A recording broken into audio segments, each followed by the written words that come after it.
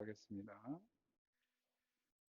여호와여, 우리가 주께 바라는 대로 주의 인자하심을 우리에게 베푸소서. 하나님은 영이시니 예배하는 자가 영과 진리로 예배할지니라. 아멘.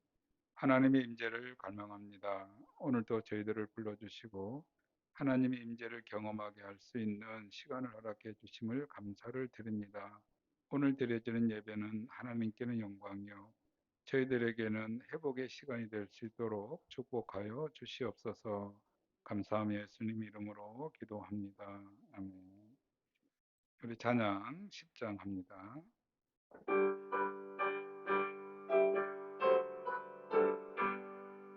전능왕 오셔서 주의 이름 찬송케 하옵소서. 영광과 권능의 선보여 오셔서 우리를 다스려 주옵소서. 평생한 성자여 오셔서 기도를 들으소서. 택하신 백성들 복 내려주시고 거룩한 마음을 주옵소서. 위로의 주 성령 오셔서 군전거 주옵소서.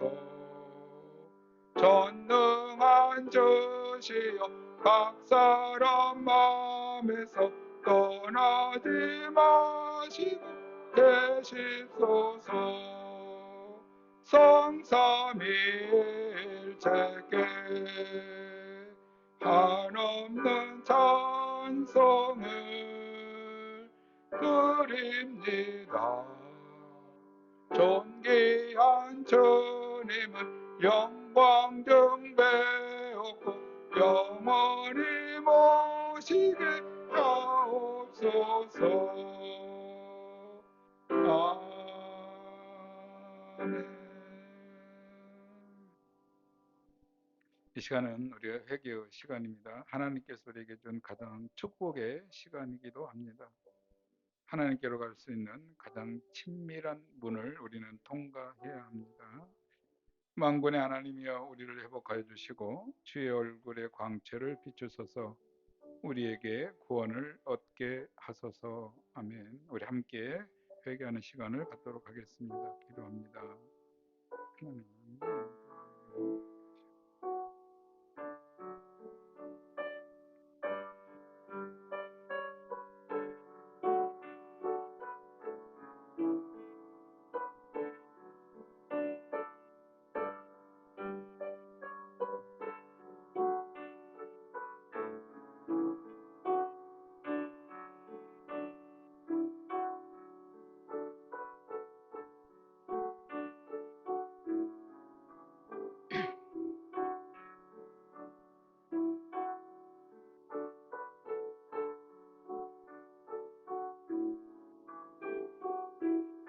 사랑과 은혜가 많으신 하나님, 오늘 저희들을 부르셔서 주님의 음성을 듣고 이 시간에 함께 모여 예배 드릴 수 있도록 저희들에게 은혜를 주심을 감사를 드립니다.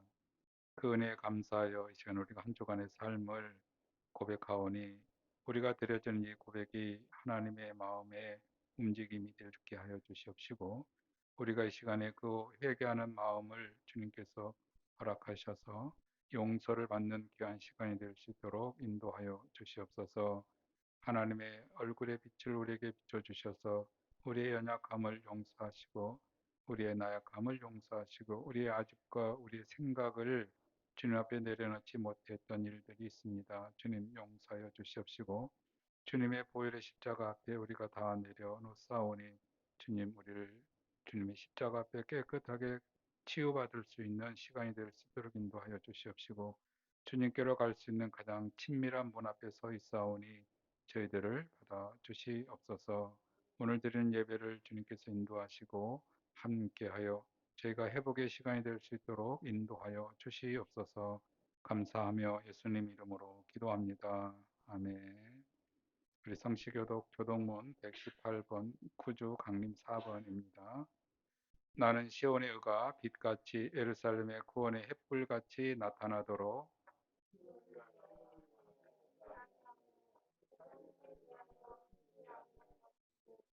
이방 나라들이 내 공의를 묻 왕이 다 내 영광을 볼 것이요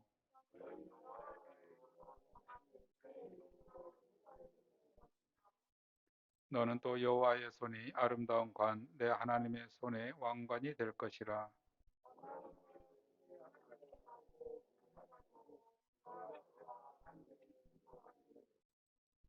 불이 섣불 사르며 불이 물을 끓임 같게 하사 주의 원수들이 주의 이름을 알게 하시며 이방 나라들로 떨게 하옵소서.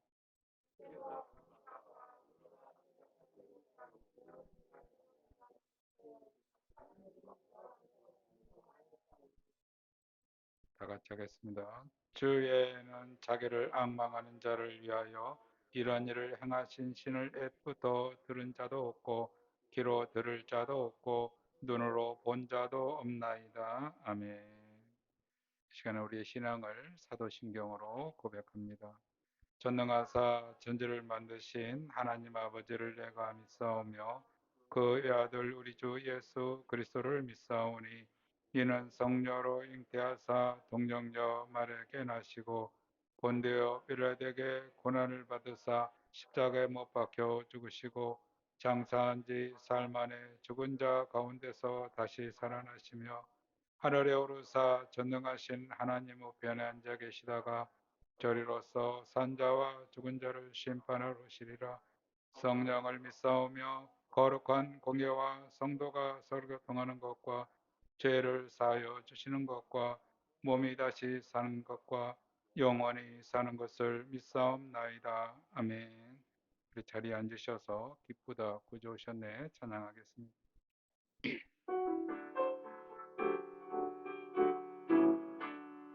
기쁘다 구주 오셨네 만 백성 맞으라 교회여 다 일어나 다 찬양하여라 다 찬양하여라 다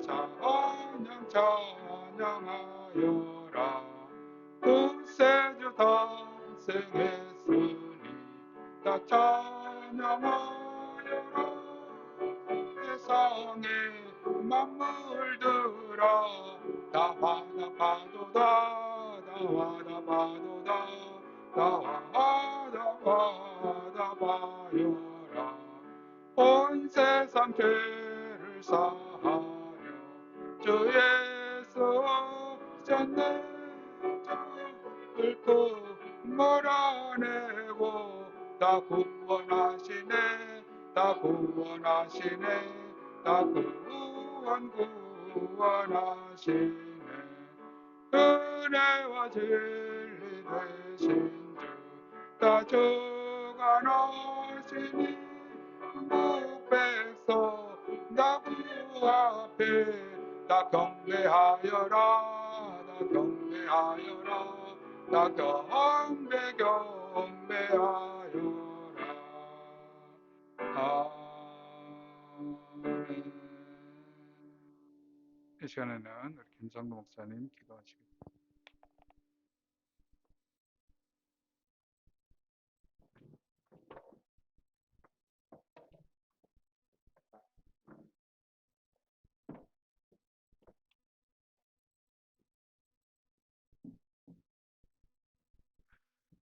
원래는 아이패드로 해서 준비를 해봤는데 기도문을 준비했는데 사정이 생겨가지고 휴대폰으로 대표 기도문을 읽다 보니까 여러분들 이해를 좀 해주셨으면 좋겠고요. 우리가 긴장되는 시간이지만 그럼에도 불구하고 저희들이 마음을 모아서 하나님 앞에 온전히 기도를 드리도록 하겠습니다. 기도하겠습니다. 하나님 아버지 감사합니다. 2022년도 올 한 해를 거의 다 보낼 즈음 이 얼마 남지 않은 이 시간 가운데 하나님께서 우리 주사랑 교회 목사님과 성도님들에게 섬기는 마음을 허락해 주셨습니다. 그 마음을 통해서 저희들이 오늘 이렇게 주사랑교회에 함께 모여서 연합 예배를 드리게 되었습니다. 솔직히 주님께 말씀을 드리면 저희 주만나교회는 섬김을 받는 것에 있어서 익숙하지 않습니다.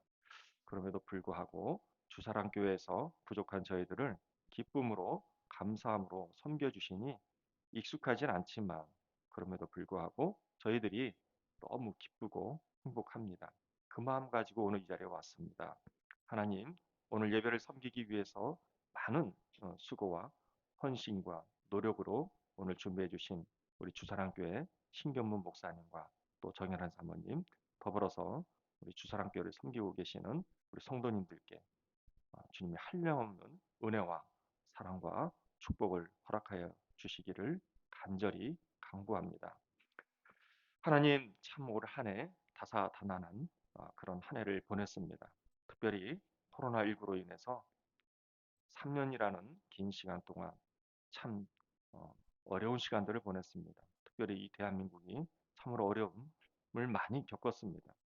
그럼에도 불구하고 반도체와 또 K컬처, K방산 등 어, 다양한 분야에서 특별히 기술 안보라고 하는 그런 눈부신 성과들을 통해서 이 나라가 이만큼이나마 지탱이 되고 있습니다. 이 모든 것 또한 하나님의 역사인 줄 믿습니다.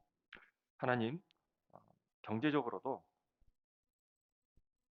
이 나라 이민족이 어려운 상황과 환경 가운데 처해 있지만 이 나라 이민족의 구성원인 우리 국민의 한 사람으로서 저희들이 또 이 땅 가운데서 생활하고 있는데 부족한 저희들이 이 나라와 이민족을 위해서 기도하게 하시고 특별히 이 나라 이민족의 한 사람의 일원으로서 우리 성도님들의 가정 경제도 더욱더 활짝 필 수 있도록 인도하여 주시옵소서.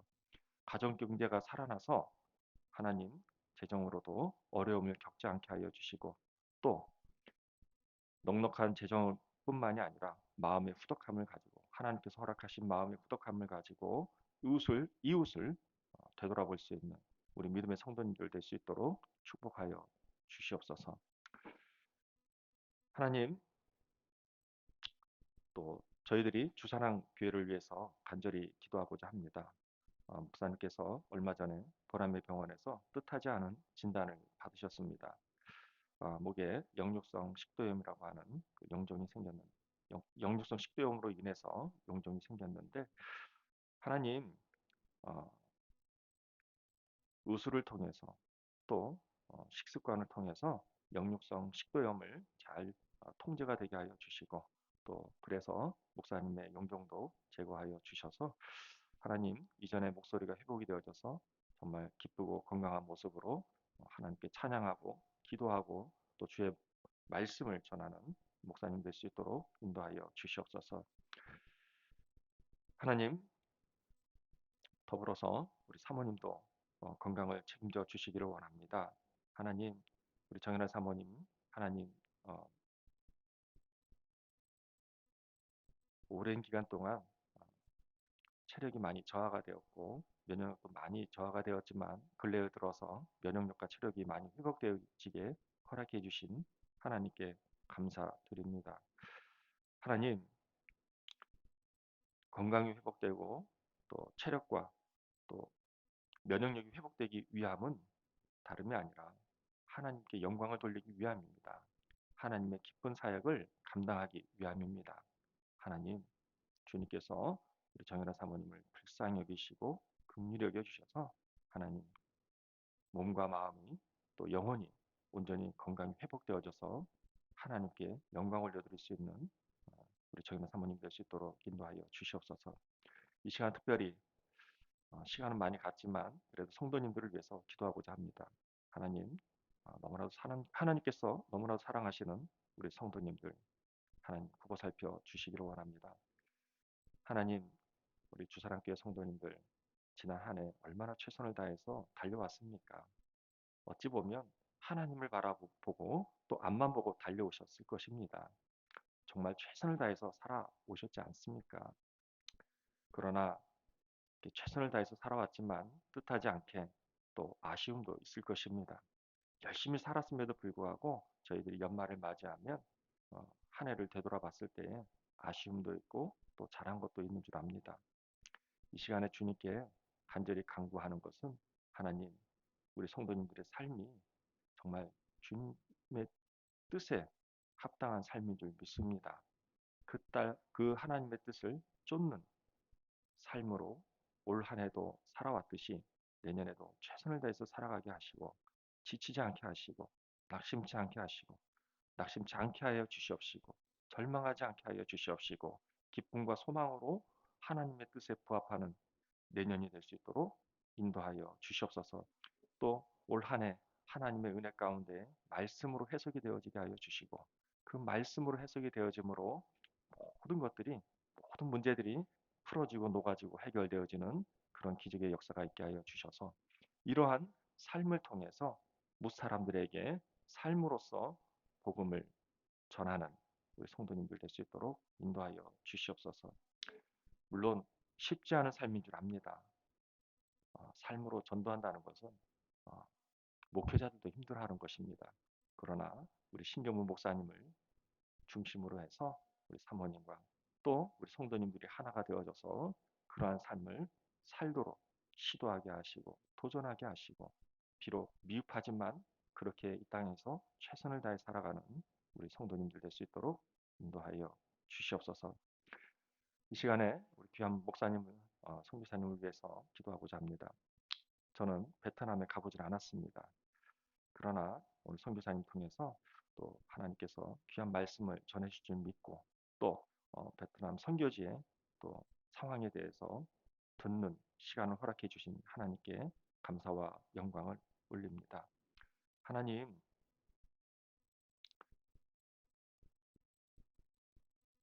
우리 배한성 선교사님께서 말씀을 베트남 선교 기간 동안에 어, 하나님을 깊이 있게 만나고 체험하였을 것입니다. 그 깊이 응축된 그 메시지가 오늘 저희들의 심령을 울리기를 원합니다. 저희들의 마음에 큰 도전이 있기를 원합니다. 그래서 어, 우리 배한성 선교사님께서 복음을 전하기 위해서 베트남에서 수고하고 노력과 최선을 다해서 한 영혼이라도 구원하기 위한 그 하나님의 마음을 애쓰고 수고하고 노력하였을 것인데 하나님 짧은 시간이지만 그 메시지를 통해서 저희도 동일한 은혜가 이 주사랑교회 안에서 가득히 흘러넘칠 수 있기를 간절히 간절히 간구합니다. 이 모든 것 감사드렸고 살아계신 예수 그리스도의 이름으로 기도드렸사옵나이다. 아멘. 감사합니다.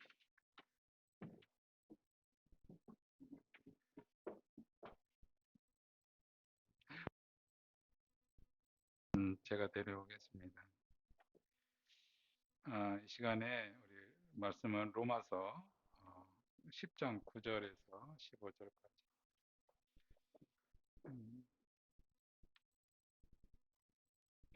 저 PPT도 띄워놨습니다. 우리 같이 한번 읽도록 하겠습니다. 자, 9절 시작하겠습니다. 내가 만일 내 입으로 예수를 주로 시인하며 또 하나님께서 그를 죽은 자 가운데서 살리신 것을 내 마음에 믿으면 구원을 받으리라. 사람이 마음으로 믿어 의에 이르고 의로 시인하여 구원을 이루니라. 성경에 이르되 누구든지 그를 믿는 자는 부끄러움을 당하지 아니하리라 하니 유대인이나 헬라인이나 차별이 없음이라. 한 분이신 주께서 모든 사람의 주가 되사 그를 부르시는 모든 사람에게 부유하게 하니라. 누구든지 주의 이름을 부르는 자는 구원을 받으리라. 그런즉 그를 믿지 아니하는 이를 어찌 부르리요? 듣지 못한 이걸 어찌 믿으리요? 전파하는 자가 없어 어찌 들으리요? 보내심을 받지 아니하였으면 어찌 전파하리요? 기록된 바 아름답도다. 좋은 소식을 전하는 자들의 발음이요 함과 같으니라. 아멘. 이 시간에는 말씀의 제목이 전파하는 자입니다. 배한성 성교사님께서 나오셔서 말씀을 전하실 때 많은 은혜 있기를 바랍니다.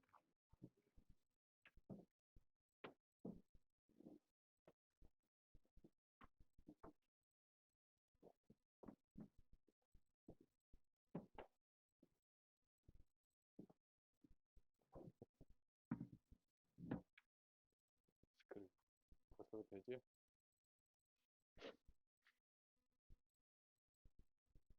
정말 우리 만지면 안 되는 거죠.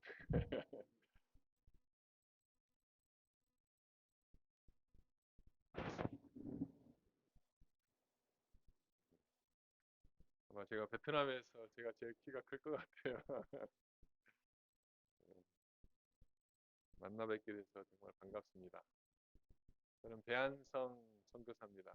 베트남에 2012년도 2월에 베트남에 가서 11년째 베트남에서 살아가고 있습니다. 제 목소리 잘 들리시죠? 오늘 이렇게 뜻깊은 예배에 초대해 주셔서 정말 감사합니다. 주사랑교회, 주만나교회 두 교회가 공동으로 이렇게 성탄 감사 예배를 드리는데 또 부족한 종 불러주셔서 정말 감사합니다. 두 교회가 두 목사님이 좀 친척간인가요? 교회 성씨도 똑같고 주씨로 성씨를 일부러 맞추셨나요? 예, 영적 친척이니까 아, 피는 섞인 게 없고 예수 피로만 섞여 있는 거.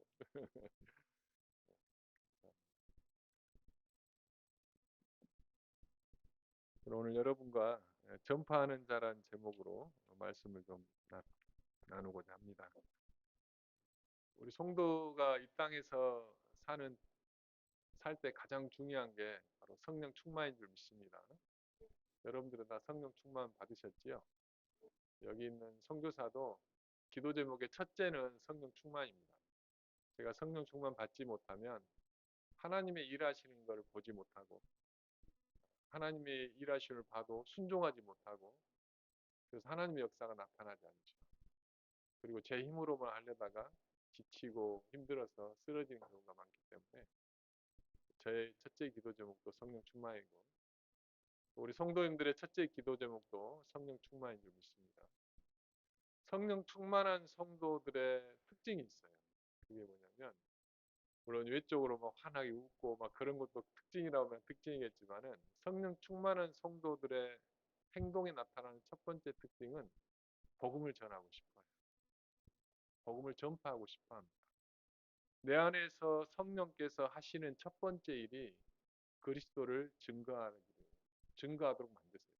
성령은 그리스도를 증거하는 영이기 때문에 성령이 충만하다는 것은 그 성령께서 나를 주장하시기 때문에 그리스도를 증거하려는 열망을 주체할 수가 없게 돼요. 마치 우리가 큰 그 급류에 들어가면 물이 허리만 차도 우리는 그 물에 휩쓸려 가잖아요. 내가 원하는 대로 내 몸을 주체할 수가 없잖아요. 마찬가지로 성령께서 우리 안에 조금만 임재하시면 내가 내 뜻대로 안 돼요. 나는 복음을 전할 마음이 없어요. 근데 성령께서 나를 복음을 전하는 자로 이끄시는 겁니다. 그것이 바로 성령 충만 받은 사람들의 행동의 모습. 그래서 여러분 삶 속에 누군가를 만나면 이 사람의 막 복음을 전하고 싶어요.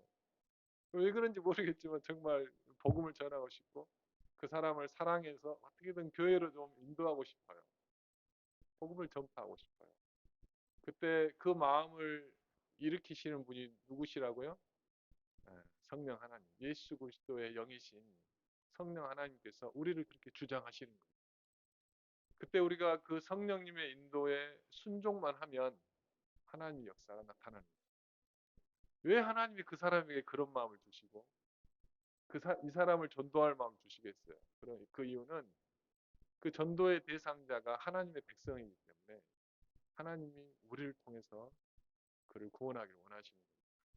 여러분이 누군가를 향해서 정말 궁율의 마음이 생기고 누군가에게 복음을 전하고 싶고 그럴 때는 여러분 그 사람을 위해서 기도해 주시고 그 사람의 마음이 열리고 악한 것들이 우리 복음을 전하는 것에 개입하지 않도록 성령께서 불담대어 지켜주시도록 기도하고 담대하게 복음을 전하시길 주님을 축원합니다.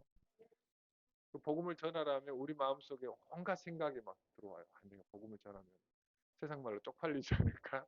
좀 예수 말하면 좀 조금 예전처럼 이렇게 약간 쪽팔린 시대가 돼가고 있잖아요.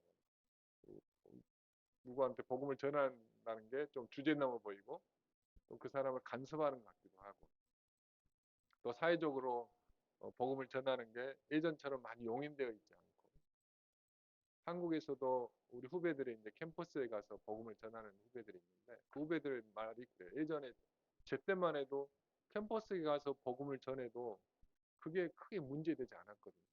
근데 지금 캠퍼스에 가서 누군가에게 가서 복음을 전하려고 다가가면 학교에 신고해 버린대요. 예전처럼 쉽지는 않아요. 그럼에도 불구하고 우리가 복음을 전파하는 이유는 무엇입니까?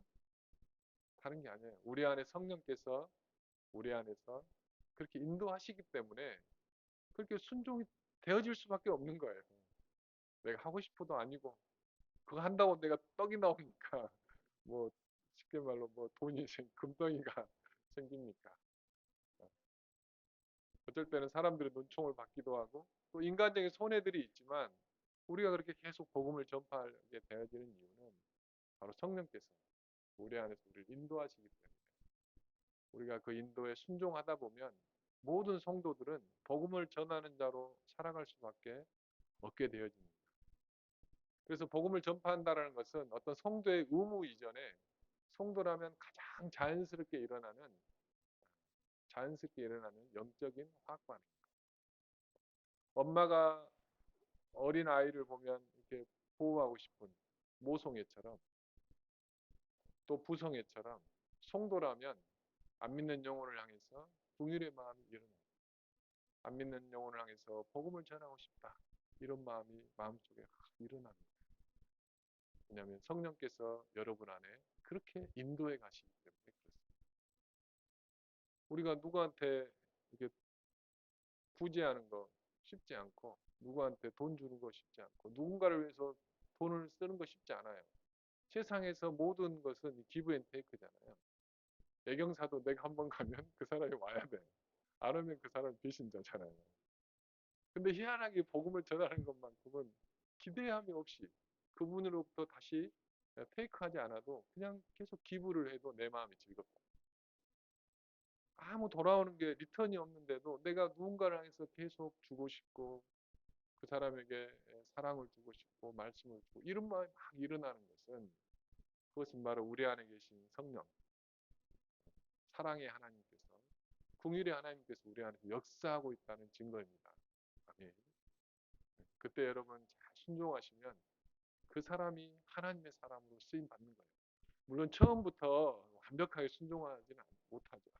때로는 할까 말까 고민하다가 해보기도 하고 못하기도 하고 또 하다가 실망해서 아니 내 다시는 안 해. 이렇게 또 투정 부리기도 하고 그렇지만은 또 그렇게 하고 있는 내 자신을 발견하거든요.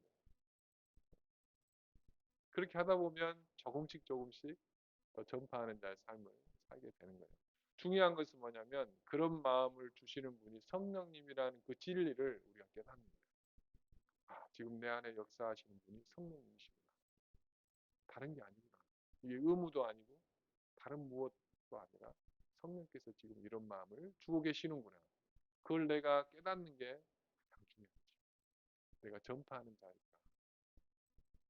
그럴 때 그것이 의무나 사명 이전에 내 삶이 되고 내 인생이 되는 거죠.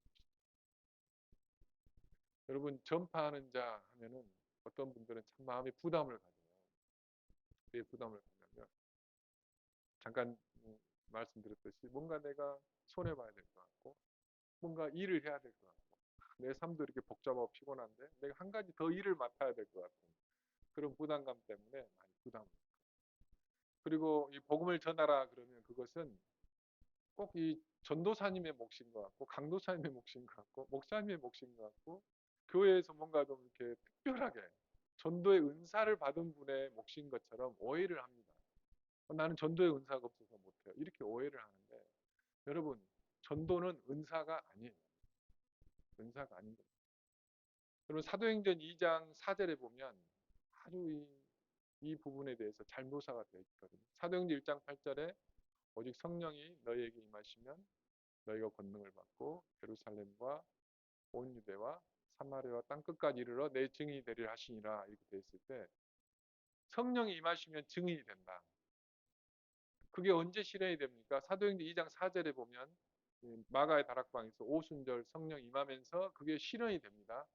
그래서 그 마가의 다락방에 모였던 모든 성도들이 성령을 받았어요.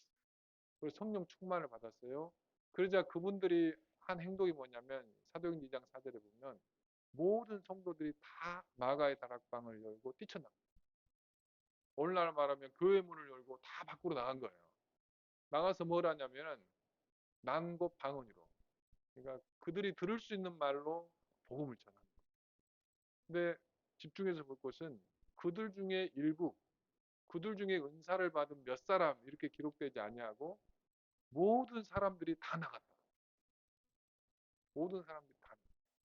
성령 받고 성령 충만 받은 모든 성도들이 다 나가서 복음을 전했다.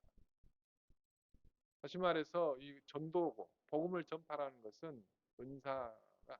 이것은 성도라면 모든 성령 받고 성령 충만 받은 성도들의 가장 자연스럽고 보편적인 모습이 전도라는 것을 보여주고 있는 것입니다. 그래서 모든 성도에게 온 것이 바로 전도다. 여기 있는 뭐 특별하게 전도자의 직분을 받는 것이 아니다. 전도자의 직분을 받아서 전도하라. 전도사 그러면 전도사만 전도하라고 직분 준 게 아니라. 뭐 사실 모든 성도가 다 전도사예요. 근데 그냥 그분의 이름을 그렇게 붙여놓은 거지. 더 특별히 더 전도해라. 더 전력을 다해라. 이렇게 붙여놓은 거지. 그런 게 아니에요. 사실 여러분 이 교육자들은 이 안 믿는 사람들과 관계를 형성하기가 결코 쉽지만 않죠. 그분들의 신뢰를 얻기가 쉽지 않죠. 그렇지만은 가장 복음을 전하기 쉬운 분들이 바로 성도님들이잖아요. 직장에서 만나는 분들이 다 불신자고 가정 가운데 다 불신자라고. 그 가운데서 우리가 얼마든지 관계 전도를 해올 수 있는 시대가 되었다. 우리가 노방 전도도 해야 되지만 광고 전도를 해야 되는 것이죠. 관계 전도가 더 능력이 있습니다. 사실 베트남 이야기를 잠깐 하면 베트남은 공산주의 국가이기 때문에 전도를 하면 잡혀가요. 베트남 사람들은 벌금을 내고 그래도 계속 이 말을 안 들으면 감옥에 넣어버리거든요. 그리고 저 같은 외국인은 복음을 전하다가 발각이 되면 쫓겨나요. 추방당해요. 우리 선교사들은 별을 달았다 이렇게 표현을 하는데 5년 동안 못 들어가요. 5년 동안 못 들어가고 5년 후에는 블랙리스트가 이제 삭제가 되죠. 그래서 사실 베트남에서는 복음을 전하는 게 금지되어 있습니다. 저는 공산당을 싫어하는데 공산당이 그렇게 하는 그 이유는 뭐냐? 그들의 논리는 그거예요. 다른 사람의 종교의 자유를 침해하지 마라. 종교 선택의 자유를 침해하지 마라. 이게 그들의 말이에요. 그들이 종교를 선택하게 가만둬야지 왜 네가 이거 해라 저거 해라 간섭하냐. 타인의 종교에 간섭하지 마라. 복음을 전하지 마라. 이렇게 얘기합니다. 그럼 그게 말이 된다고 생각합니까? 그러면 부모가 자식한테 밥 먹으라고 해도 안 되고 그죠? 좋은 것을 줘야지 그걸 다 간섭하면 그럼 학교에서도 교수가 간섭하면 안 돼요.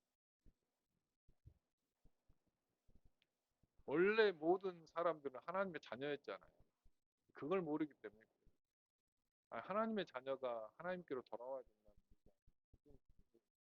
자식한테 야 남의 집 불효하고 부모한테 효도해 이렇게 말하는 것도 간섭인 거예요. 그걸 간섭이라 하죠. 인간의 도리잖아요. 도리. 인간의 근본 도리. 인간의 근본 도리. 천륜 이런 거잖아요. 사실 우리가 하나님을 예배하는 것은 천륜이잖아요. 우리를 만드신 창조주.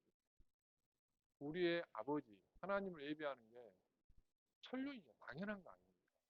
그냥 밥 먹는 것처럼 당연한 거죠. 그걸 가르쳐 주는 것도, 그리고 막 우리가 억지로 뭐 멱살 잡고 너 예수 안 믿으면 막 죽여 막 협박하는 것도 아니고 예수 믿어라 이렇게 얘기합니다. 그걸 못해요. 그래서 베트남에서는 그런 것들을 피하기 위해서 이제 어떻게 기도하면서 하나님께서 이제 기도를 하는데 전도하기가 쉽지 않잖아요.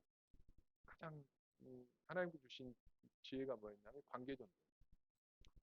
관계전도는 상대방이 나를 고발하지 않거든요. 내가 예를 들어서 교회 가자 해도 싫어 그럴 수는 있지만은 뭐 생각해 볼게 이럴 수 있지만은 고발해 버리지 않잖아요. 그러니까 관계전도. 그래서 베트남에서 이제 제가 하는 것은 이제 그 학사관이거든요. 그러니까 시골에서 대학생들이 상경을 하면은 있을 곳이 없어요. 이렇게 접촉점이거든요. 그래서 기숙사를 만들어 놓고 시골에서 상경한 아이들이 함께 공동생활 할 수 있도록, 그리고 그곳에 복음을 전하고 그곳에서 제자 훈련을 합니다. 사실 시골에 있는 아이들이 도시로 오면은 가장 힘든 게 뭐냐면 외롭고 힘들기 때문에 쉽게 죄에 노출, 또 청년의 때이기 때문에 안 좋은 친구를 만나게 되면 그냥 휩쓸려 버리거든요. 심지어 크리스찬들도 도시에 와서 교회 안 다니는 친구들이 많아요. 한국도 그런지 모르겠지만 또 교회도 많지 않기 때문에 어느 한 교회 가서 정착하고 이런다는 게 그렇게 쉽지 않거든요.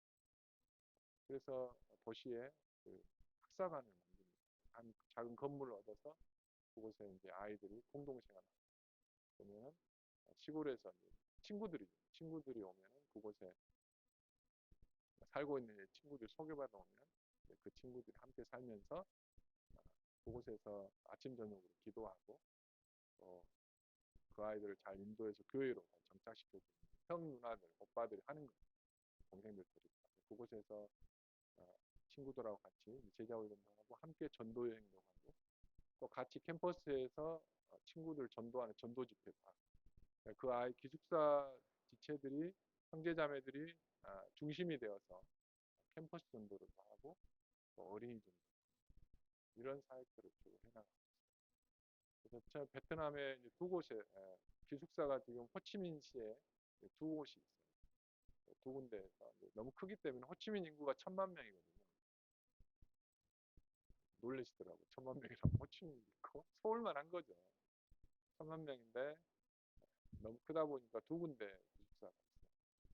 그래서 한 곳에 한 12명 정도, 25명 정도 학생들이 그 일주일에 한 번은 함께 모여서 예배를 드리고 주일에는 또 각자 교회에서 섬기고 그리고 전도 집회하고 예배 하고 또 다낭시에도 기숙사가 두 개가 있습니다.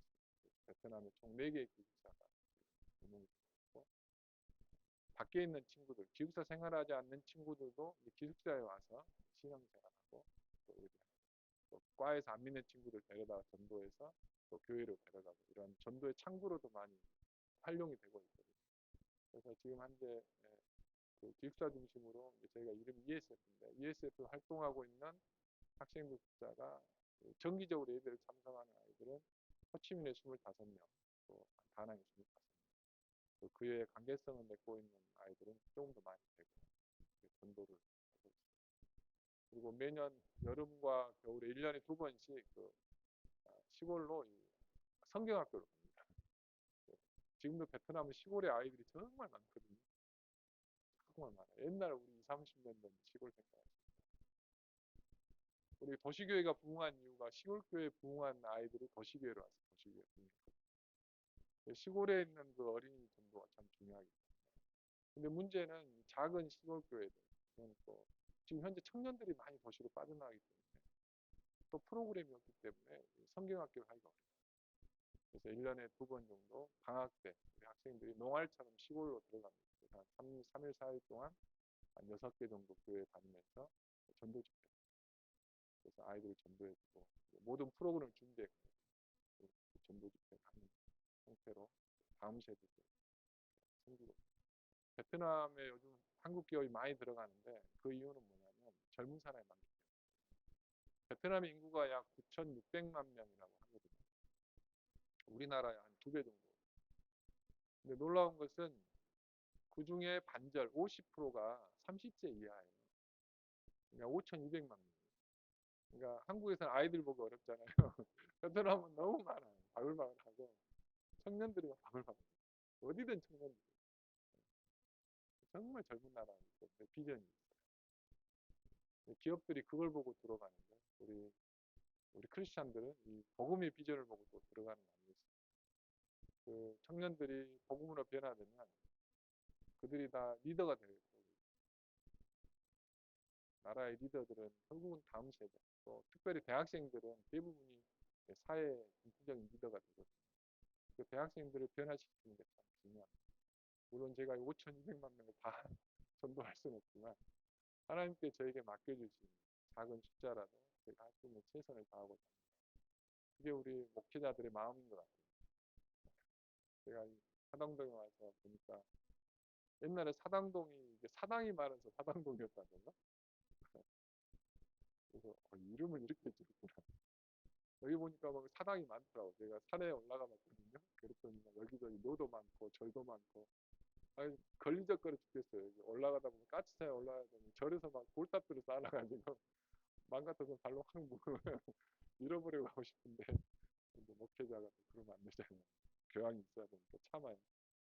뭐 옛날에 제가 청년 때였으면 밤에 몰려와서 확 무너뜨리고 기도원처럼 확 무너뜨리고 할 텐데 아무튼 좀 그런 것들이 많은 동네 같아요.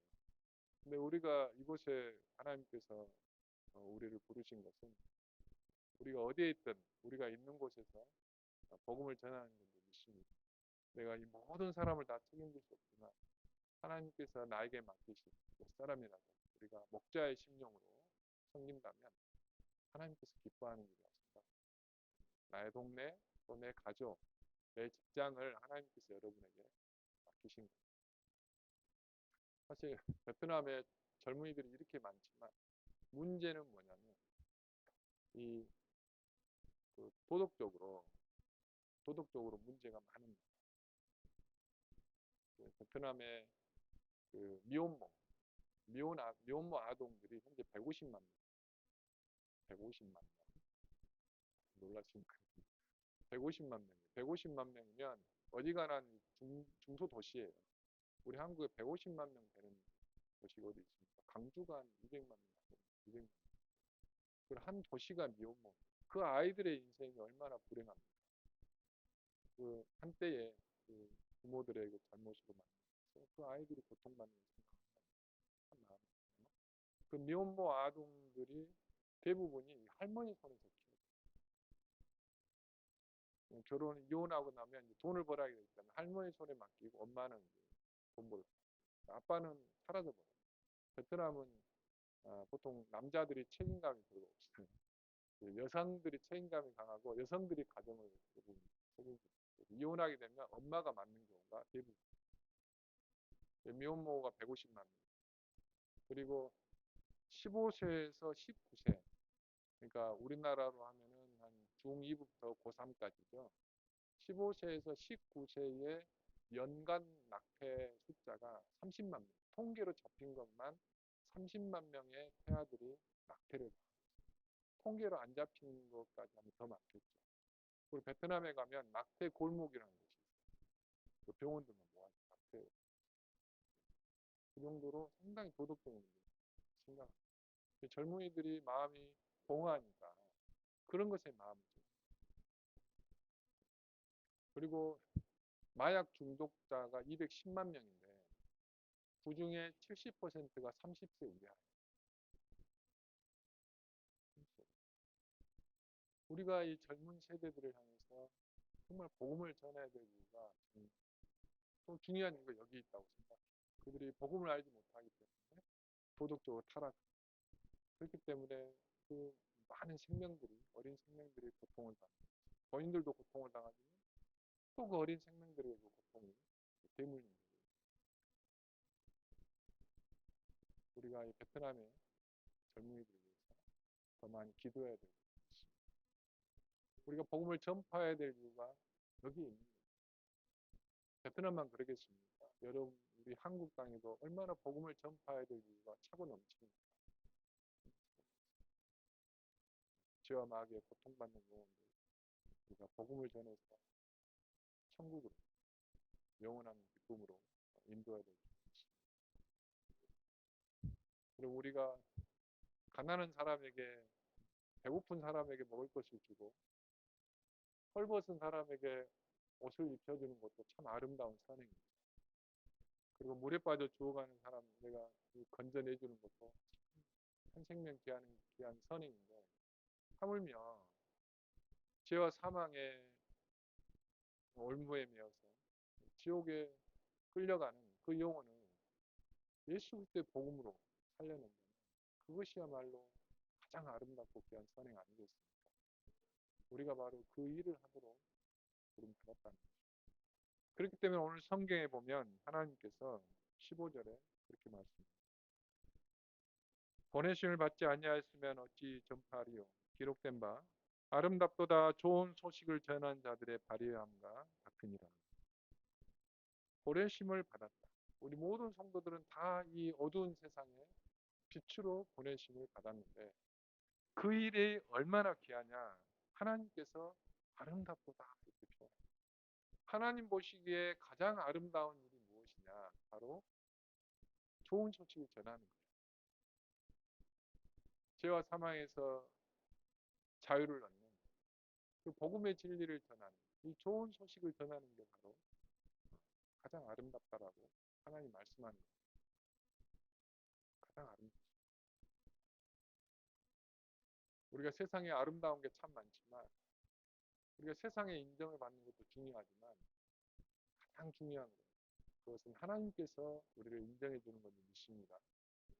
그거 보고 우리가 사는 거잖아요. 그거 보고. 우리가 세상에서는 돈 많으면 인정받고 높은 자리에 오르는 사람들이 그 앞에서 허리 숙이고 인정해. 그러나 하나님 보실 때는 그런 거로 인정해 주지 않습니다. 하나님 너 돈 얼마나 벌었냐? 너 얼마나 큰 집에서 살았냐? 너 얼마나 좋은 차 탔니? 너 얼마나 높은 지에 올랐니? 이거 가지고 하나님이 아름답다고 해주지는 않으세요. 하나님의 아름답다고 하는 사람은 그런 성도는 복음을 전하는 자. 오늘 성경에 하나님께서 말씀하는 거죠. 가장 아름다운 자는 복음을 전하는 자. 세상 사람들이 뭐라고 말하든 그게 중요한 것이 아니죠. 그가 하나님이 아름답다고 하면 이거로 족한 거 아닙니까? 이거로 다 된 거잖아요. 세상에 잠깐 살다가 이거 뭐 세상 사람들 아름답다 해주는 거. 그 몇십 년 물론 있는 건 좋겠지만 그거 없다 해서 우리 인생에 무슨 큰 문제 생기고 그거 아니잖아요.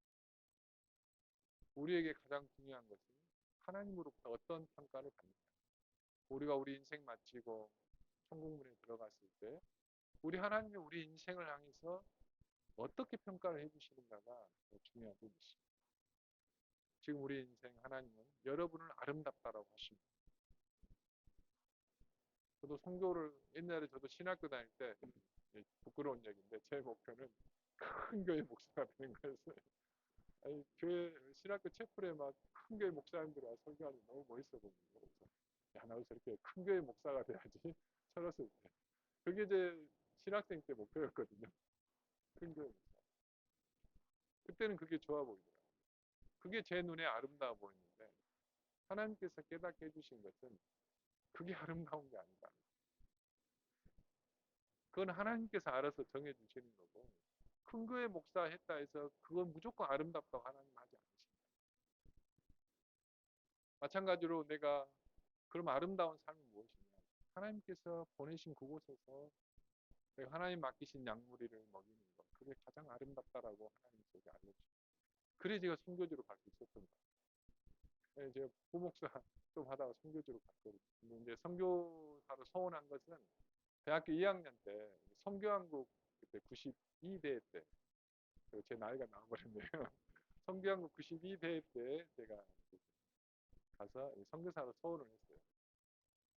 그때 정말 하나님께 내 인생을 가장 멋있게 드리는 게 뭘까 고민하다가 선교가 가장 화끈하게 드리는 것 같더라고요. 그래서 또 선교하겠다고 손들고 서원을 해버렸어요. 서원을 조심해야 된다. 지금 그러니까 함부로 하면 안 돼. 물론 하나님의 인도하심이 있었다고는 믿지만 선교한다고 소원을 해가지고 그 이후로 뭔가를 하기만 해도 하나님 늘 내 마음속에 소원을 갖고 너무 괴로웠어요. 제 꿈은 한국에서 목회를 잘해가지고 큰 교회 목회가 내 꿈이었는데 하나님께서 늘 저에게 소원을 갖다. 선교로 나가기 직전에 그때도 하나님께 제게 주시는 것은 소원을 갖다. 그때가 2010년도, 2009년도, 10년도 그때 한 2, 3년 동안 하나님이 저를 계속 이렇게 기도만 해도 소원을 갚아라. 예전에 그게 어쩌다 들리더니 그때는 너무 많이 들리는 거예요. 성경을 묵상해도 늘 그런 말씀만 나오고 예배를 들어도 소원을 갚아라. 너무 괴로워요. 근데 제가 얘가 네 명인데 네 명인데 여러분 아이 넷 데리고 그때 큰 아이가 초등학교 5학년, 6학년이에요. 성교를 갈 때. 막내가 그때 6살이었고 올망졸망한 아이 넷을 데리고 청교지로 갈 생각하니까 눈앞에 아드가 한 거예요. 첫 번째 나의 꿈과도 맞지 않고 나는 한국에서 그럴듯한 목회를 하는 게 내 꿈이었고 두 번째는 가족들을 고생할 생각하니까 자신이 없어요. 세 번째는 제 건강이 그렇게 썩 좋지 않아요. 제가 키는 크고 코대는 멀쩡하지만 제가 건강이 썩 좋지 않아요. 제가 이하고 간이 좀 안 좋거든요. 내 건강 생각하고 교회에서도 막 반대를 해요. 그래서 가면 안 된다. 또 가족들은 막 펄펄 뛰죠. 네가 목사한 것도 우리가 양보했는데 선교사까지 간다고 그러면 베트남이 어디라고 그렇게 막 그러다. 그래서 근데 정말 힘들었는데 기도만 하면 하나님이 소원을 갚으라니까. 그래서 내가 그렇게 그 말씀을 그래 하나님께서 소원을 갚으세요. 그 다음은 제가 모릅니다. 일단은 소원을 갖겠습니다. 그래서 제가 선교지 간 첫 번째 목표는 막 큰 뭔가 사역을 해야겠다. 베트남의 영혼을 구원해야겠다. 그런 마음은 별로 없어요. 어떤 마음이 컸냐면 소원을 갚아야 돼. 그게 한 내 마음의 60%였어요. 그리고 베트남 영혼을 구원해야지 이게 한 30% 정도. 실제로 제가 베트남에 비행기 타고 이렇게 가서 전 한 번도 베트남을 이렇게 정탐하지도 않았거든요. 그냥 선교 가자하게 싸들고 갔어요. 한 3개월 정도. 왜냐하면 저는 소원을 갚는 게 목적이었기 때문에 아예 하나 안 되면 돌아와 버린다니까.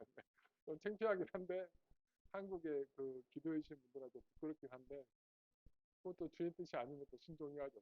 그래서 어찌 보면 그런 마음이 선교 갚아요. 소원 갚아요. 근데 그 소원을 그 마음을 아실 거예요. 하나님께서 그 마음을 누를 때 어떤 순종을 해야 되겠다고 우리를 재촉할 때 그 마음의 압박감을 경험해 보시는구나. 우리가 죄인이기 때문에 쉽게 순종 안 하거든요. 근데 하나님이 이 사람을 좀 꼭 써야겠다 싶으면 얼마나 푸시를 하는지 몰라요. 마치 그 뭐 이렇게 뭐죠? 그 압축기 칙, 칙쯤 내면은 그 누르는 거 있죠. 프레셔. 그거로 내 마음을 누르는 거예요. 그걸 제가 한 3년을 견뎠거든요. 안 가려고. 도저히 못 견디겠는 거예요. 그래서 제가 항복하고 하나님 가겠습니다. 그냥 더 버티다가는 내가 하나님한테 크게 맞겠더라고요. 하나님 혼날 것 같아가지고. 그래서 다 포기하고 더 하나님이 나를 내 삶을 흩으시기 전에 가야겠다 해서 제가 지고 얼른 갔거든요. 좀 제가 보면 좀 연하 같아요. 제가 뭐 훌륭한 선지자, 훌륭한 종이 아니라 또 연하처럼 마지못하는 게 있었던 것 같아요.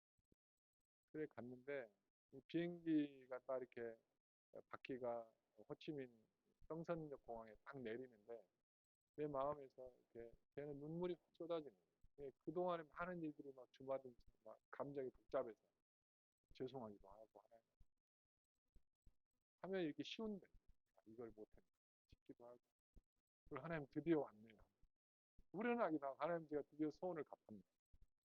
후련하기도 하고 또 걱정도 되고 두렵기도 하고 막 복잡한 감정들이 너무 얽혀가지고 감사도 되고 그 준비하는 과정들도 힘들었거든요. 3개월 동안 막 준비하면서 후원자들 찾아다니고 그동안 알고 있는 사람 쭉 찾아다니고 성교하겠습니다. 그리고 이것이 확실한가? 그것도 애매하고 그때는. 근데 단지 그 소원을 갚아야겠다는 그 하나님의 그 말씀 하나 붙들고 움직인 거예요. 근데 그런 그 복잡한 감정 때문에 눈물이 확 쏟아져. 그래서 마음에 이렇게 안식이, 평강이 임하는 거예요. 그 재밌는 게 그때 이제 뭐 있는 거 다 해서 이제 정착작을 만들어 갔잖아요. 그래서 그 집을 얻고 이제 해서 했는데 한 달 지나니까 그 돈이 딱 떨어졌어요. 근데 재밌는 게 지금 돌아보면 웃을 수 있어요. 근데 그때는 좀 막막했는데 후원해주기로 약속한 분들이 후원을 하나도 안 해줘요. 후원료도 안 들어오고 한 달이 지나도 안 들어오고 한 달, 한 주가 안 들어오는 거예요. 그래서 이제 그 계좌를 보니까 딱 돌아갈 비용표만 남았어요. 그래서 제 마음에 두 가지 마음이 들더라고요. 하나는 이거 돌아가면 너무 창피한데 사람들 앞에 창피한데. 두 번째 어쩔 수 없지 않냐. 그리고 하나님의 뜻이 아니었나. 여기까지가 여기까지 그냥 소원만 갚으란 뜻이었나. 좀 혼란스럽기도 하고 돌아가야 돼요. 그래서 마지막 기도를 했어요. 하나님 성교대 안 보내주시면 제가 하나님께서 잘못 오해한 거로 처리하고 비행기표 돌아가는 비행기표 끊겠습니다. 편도비만 남았습니다. 생각보다 떨어지고 저는 그렇게 하겠습니다. 그렇게 기도를 했어요. 그렇게 한 일주일 정도 기도했는데 근데 놀랍게도 한 일주일 기도하고 나니까 하루 만에 밀렸던 성교비가 다 들어온 거예요. 그래서 못 떠났잖아요.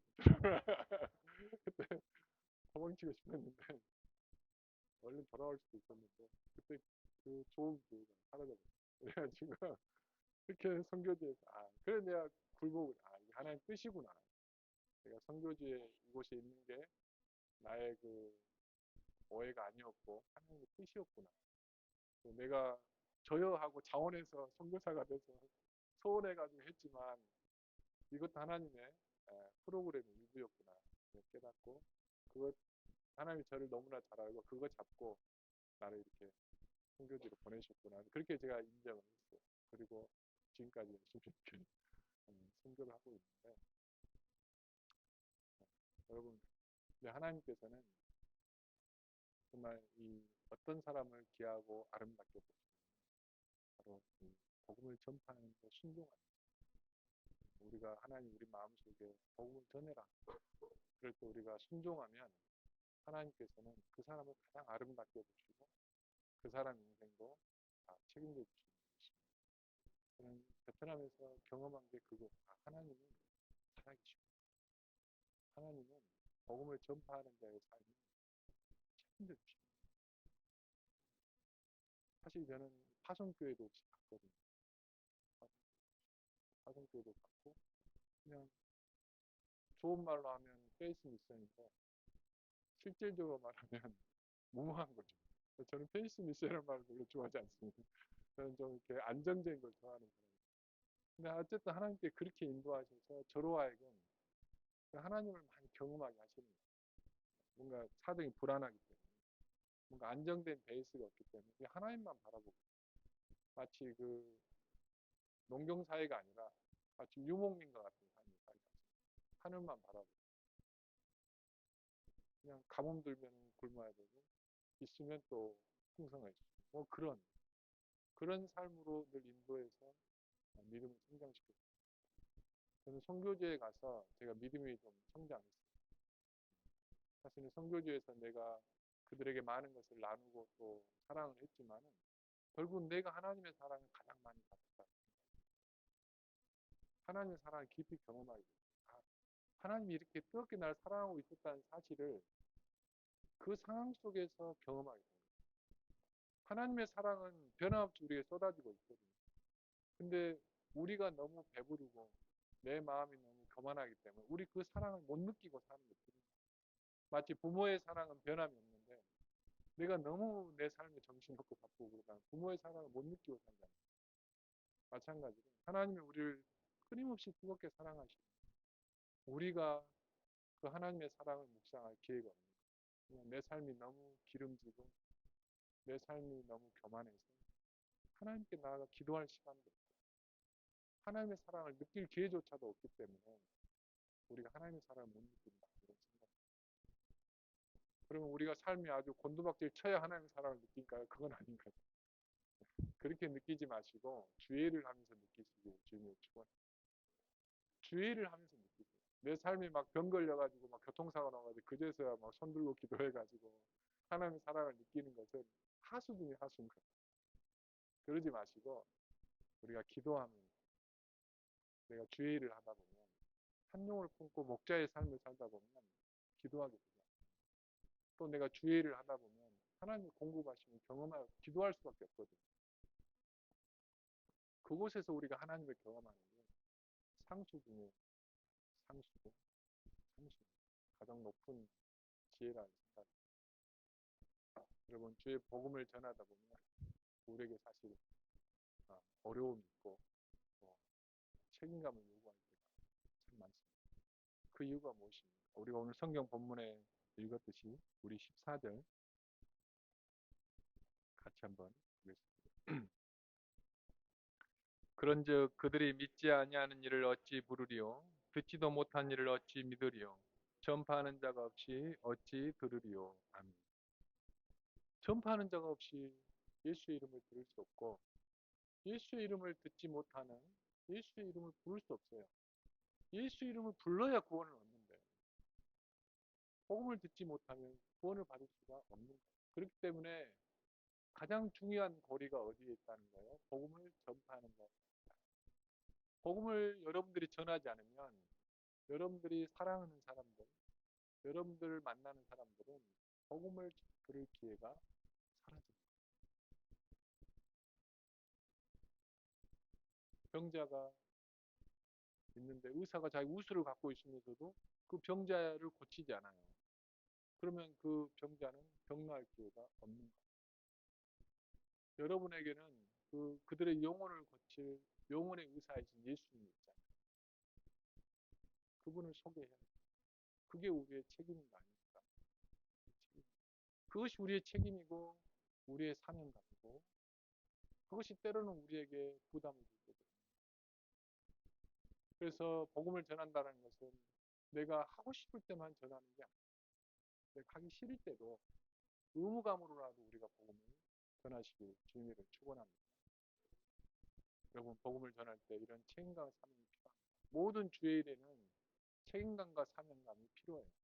내가 원해서 맡았건 원하지 않아서 맡았건 주님이 나를 이렇게 푸시해가지고 떠밀려서 갔건 일단 그 자리에 들어가면 우리는 책임감과 의무감을 갖고 그 일을 감당해야 됩니다. 왜냐하면 여러분이 아니면 그 일을 감당할 사람이 없기 때문입니다. 여러분 우리가 일이 많은 곳이 된다. 그곳에서 우리는 하나님을 더 깊이 경험합니다. 그곳에서 우리의 믿음이 자랄 수가 있는 거죠.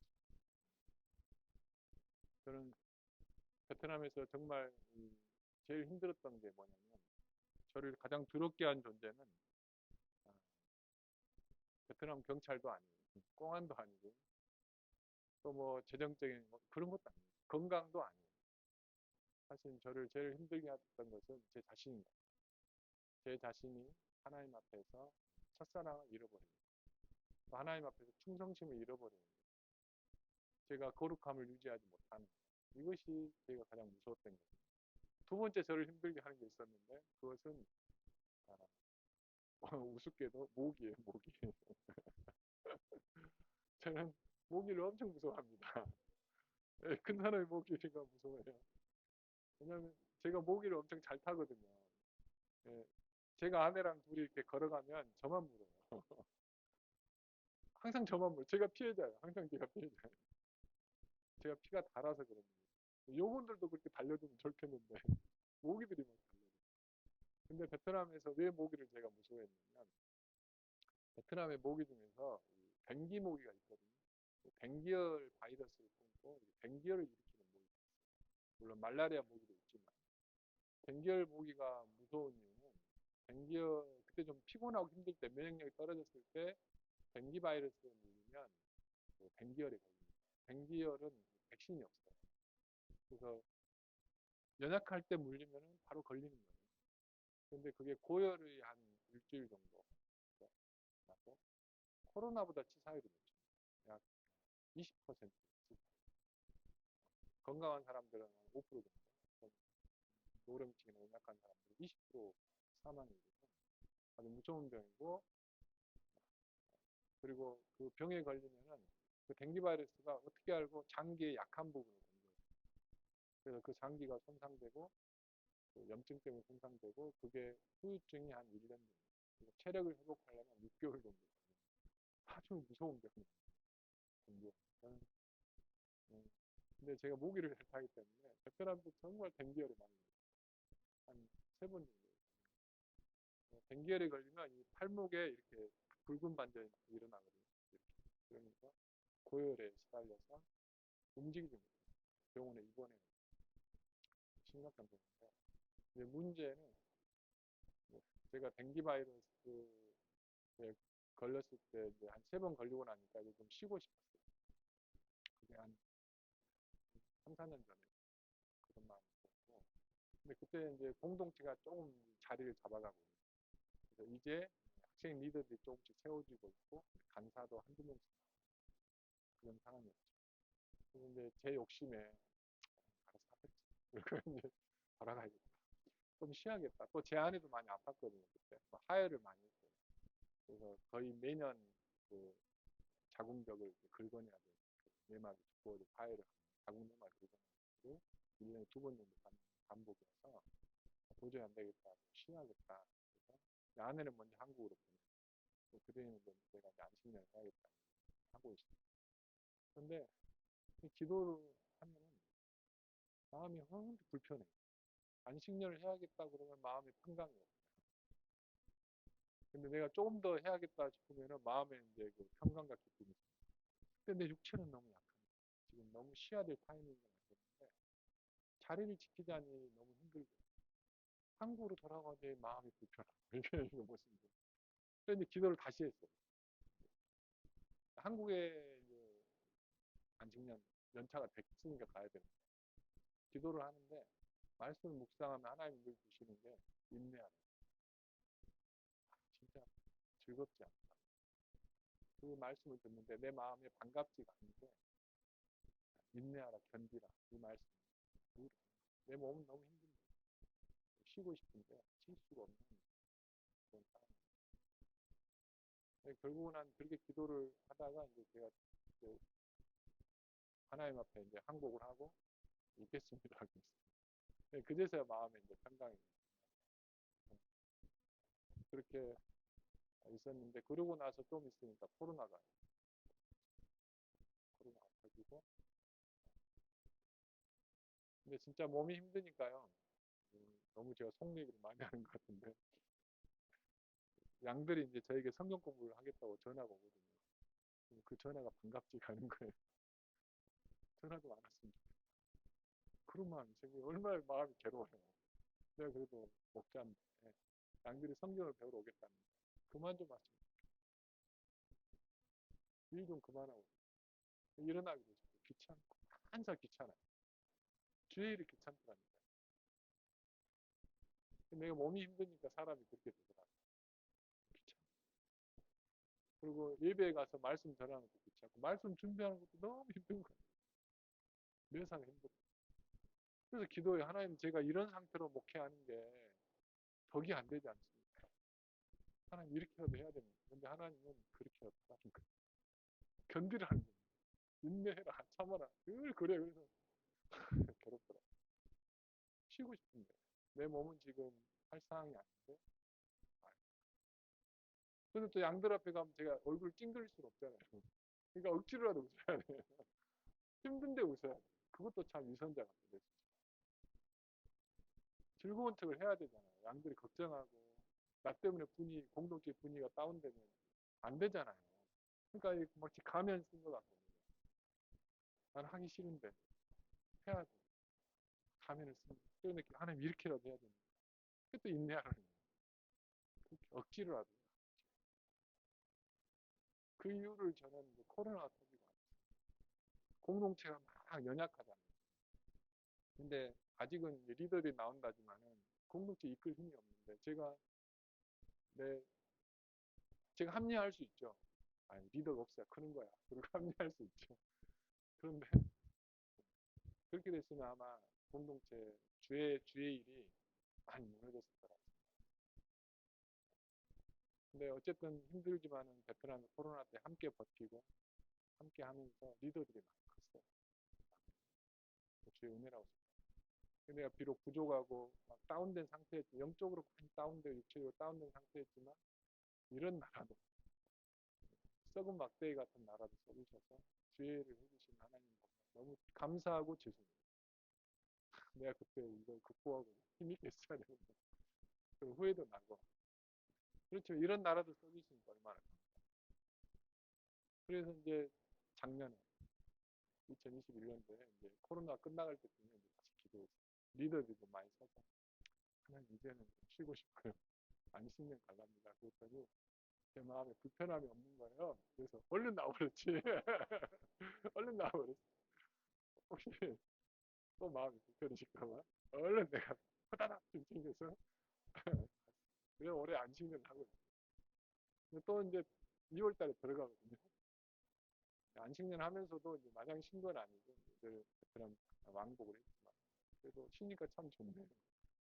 좋고 좀 많이 회복되고 혈색도 좀 돌아오고 치료도 받고 회복되는 느낌. 여러분 때로 하나님께서는 여러분들에게 어떤 일을 맡기세요. 근데 그 일을 정말 하기 싫을 때가 있거든요. 그래도 사람이 없으니까 하나님 입장도 한번 생각을 해보자고요. 너라도 써야겠다는 거죠. 너라도 써야겠다. 네 아픈 줄 알고 네 마음이 지금 많이 성령 충만하지 못하고 그 영적으로 다운된 줄 안다. 너라도 있어야겠다. 너 아니면 안 되겠다. 그럴 때가 있더라고요. 그때 하나님한테 쓰임 받으면 하나님 우리 마음 모르시겠어요. 너 힘든데 억지로라도 버텨주니 얼마나 고맙겠어요. 우리가 그런 하나님 마음을 좀 헤아리고 주의를 해야 될 것 같습니다. 우리가 누군가의 복음을 전할 때는 이런 순간들도 있어요. 내가 막 충만해가지고 복음을 전할 때도 있지만 어쩔 때는 정말 하기 싫거든요. 교회에서 주의를 할 때도 마찬가지예요. 근데 내가 아니면 안 되니까 자리를 지켜야 될 때가 있어요. 그런 성도 하나님 보실 때 얼마나 아름답겠어요. 얼마나 귀하겠어요. 사랑하는 성도 여러분, 우리가 하나님을 행복하게 하고 기쁘게 해드리는 것은 내가 대단한 능력으로 하는 것도 하나님 기쁘게 하는 거지만 이런 삶의 모습, 하나님 마음을 헤아리고 내가 참고 있는 누군가를 사랑하는 여기에 바로 하나님을 만족시키고 하나님 영광 돌리는 기도하고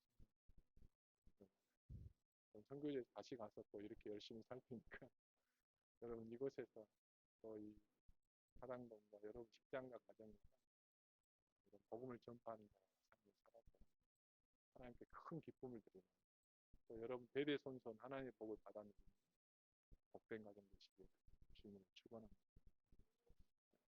마지막으로 제가 베트남 선교 영상을 준비하는 한 5분 정도 되는 짧은 영상인데 한번 보시고 생각나실 때마다 기도해 주시면 감사합니다.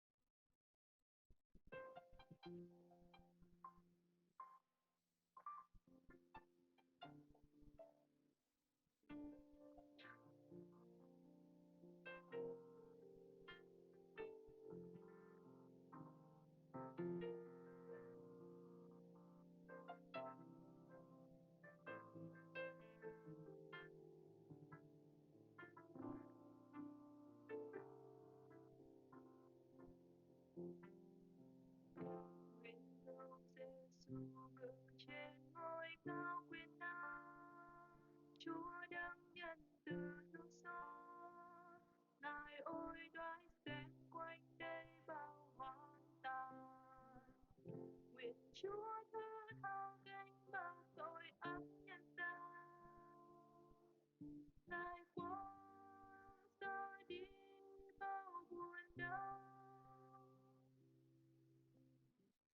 Mọi lòng hiệp một dựng xây vương quốc Cha Thánh, cất hết bao điều gian dối, cùng bao ý riêng cho cha nhân. Nguyện lửa thánh linh vẫn hừng bùng cháy tâm con, cất hết bóng tối lửa thiêng bừng sáng. Xin linh cha tuôn đầy tràn ngập trên khắp quê hương con. Xin cho yêu thương cha sẽ đổi thay cuộc sống đời đời. Xin linh cha tuôn đầy lời chân lý cha ban ra, xua tan đi đau thương đức Chúa Cha ngự đến. Chúa ơi xin phấn hưng chúng con giờ này, lời Ngài đổi thay con. Chúa ơi xin nước cha đến trong giờ này, vinh quang muôn đời.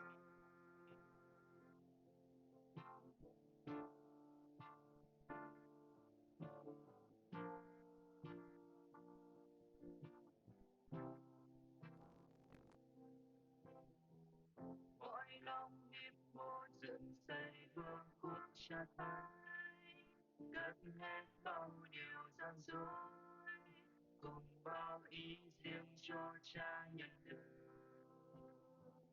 Nguyện nước thánh linh quân hừng bùng cháy tâm con,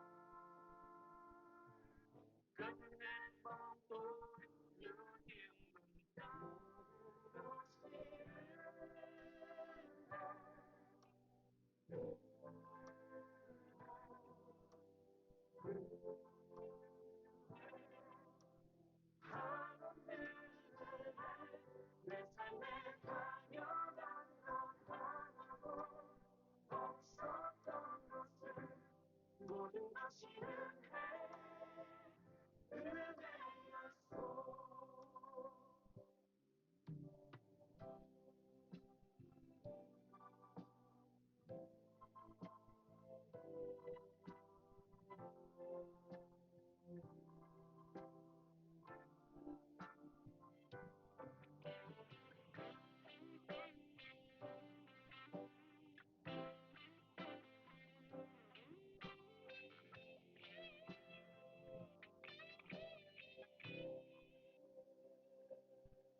내가 이 땅에 태어났다는 걸, 어린아이 시절과 지금까지 숨을 쉬며 살며 꿈을 꾸면서 당연한 것 아니라 은혜였어. 내가 하나님의 자녀로 살며 오늘 찬양하고 예배하는 삶, 복음을 전할 수 있는 축복이 당연한 것 아니라 은혜였어. 모든 것이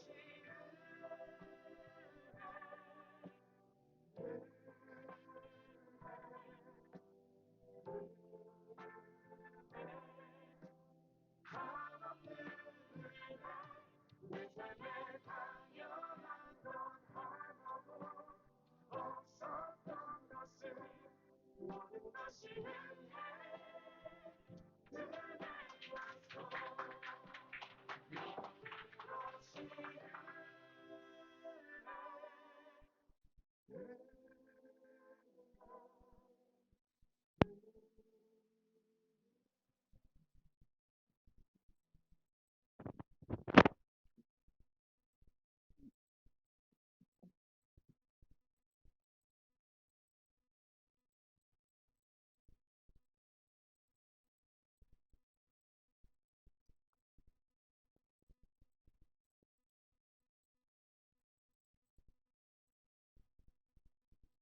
우리 선교사님에 대해서 박수 한번 드립니다.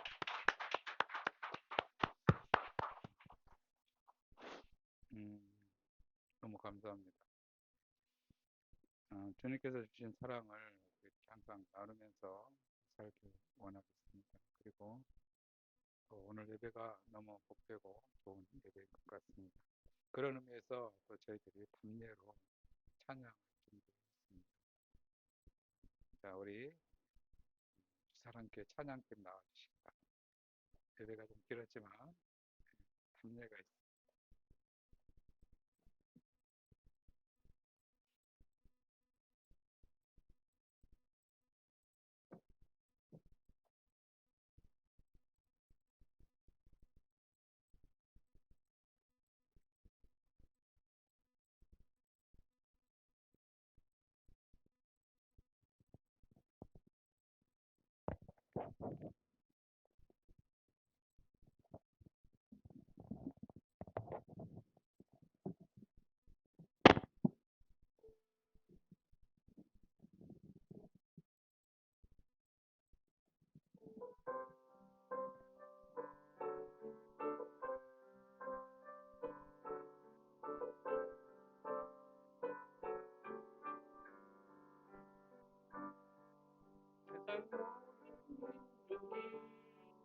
구원을 얻기까지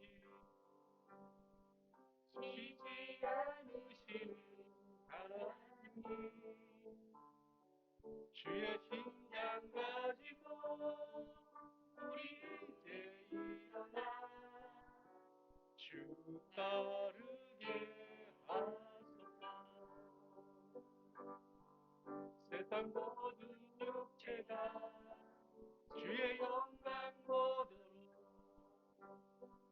우리를 이루는 하나님, 주의 영광 할렐루야. 세상을 지으하며 주 나오기에 하소서. 물이 바다 거품같이 여호와의 영광을 인정하는 것이 온 세상 가득하리라. 물이 바다 거품같이 물이 바다 거품같이 물이 바다 거품같이 오리라. 그날에 주의 영광 가득한 세상 우리는 듣게 되리. 온 세상 가득한 승리의 함성 물이 바다 거품같이 여호와의 영광을 인정하는 것이 온 세상 가득하리라. 우리 바다 거품같이 우리 바다 거품같이 우리 바다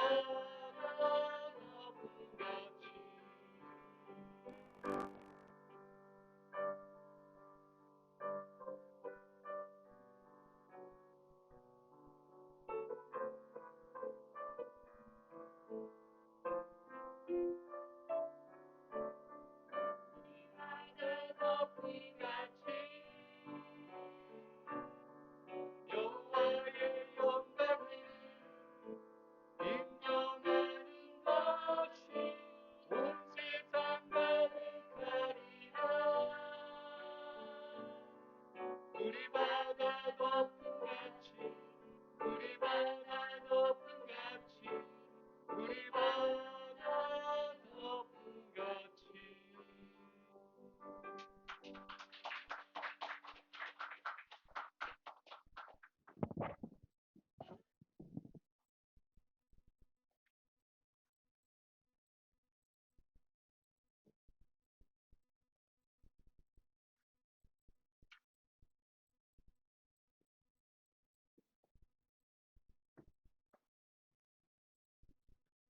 오늘 목사님 그 설교 내용하고 다 맞아요. 사람들이 없으니까 다 각자 알아서 1인 2역들을 다 하고 있습니다.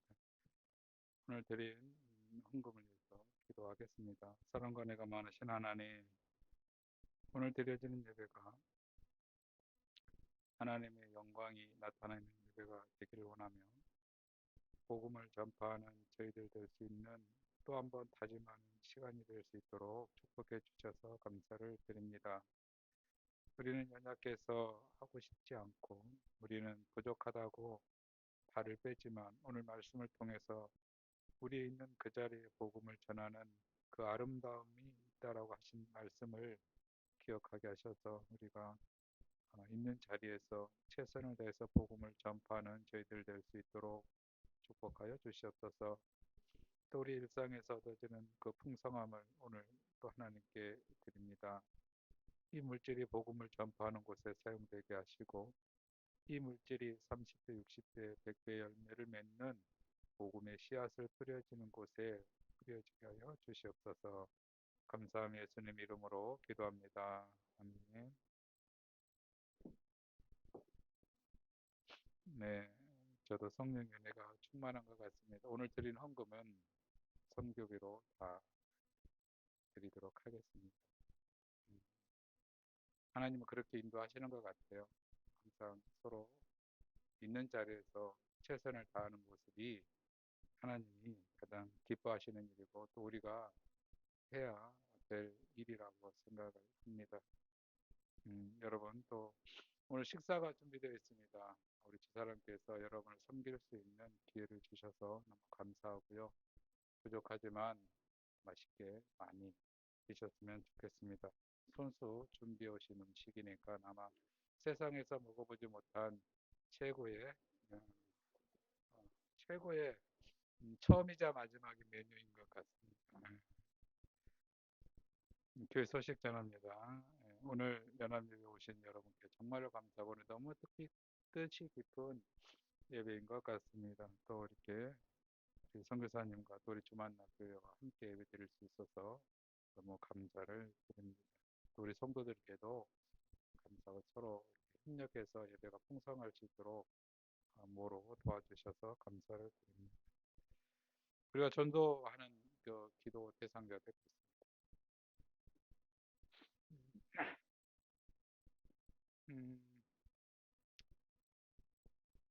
죄송해요. 아직 돌아오지는 않았지만 계속 기도하고 있습니다. 그리고 저희들이 이렇게 협력하는 그 주변 교회에 기도하고 있습니다. 오늘 이렇게 또 베트남 선교하는 그 교회도 이렇게 기도로 올렸습니다. 우리 결단 찬양 620장 하고 우리 목사님 나오셔서 축도하고 예배 마치도록 하겠습니다. 자리에서 일어나시겠습니다.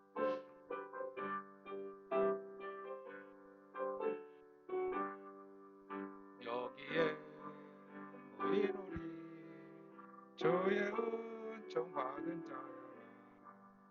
주께서 이 자리에 함께 계심을 아노라. 언제나 주님만을 찬양하며 따라가리니 시험을 당할 때도 함께 계심을 믿노라. 이 믿음도 없으라. 주가 지켜주신다. 어둠 밤에도 주의 말씀 인도하여 주신다.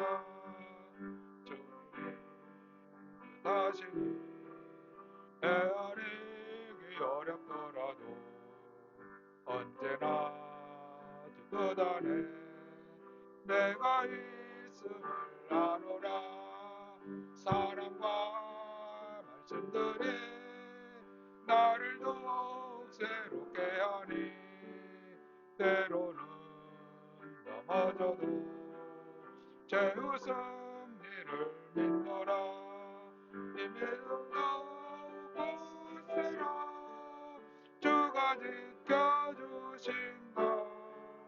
어두운 밤에도 주의 말씀 믿 인도하여 하여 주신다. 여기에 모인 우리 사랑받는 주의 자녀라. 주께서 뜻하신다. 우릴 통해 펼치신다.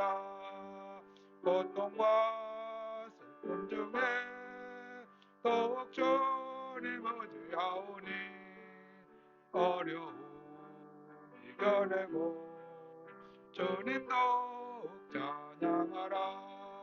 이 믿음도 굳세라. 주가 지켜주신다. 어두운 밤에도 주의 맑은 믿음도 하여 주신다.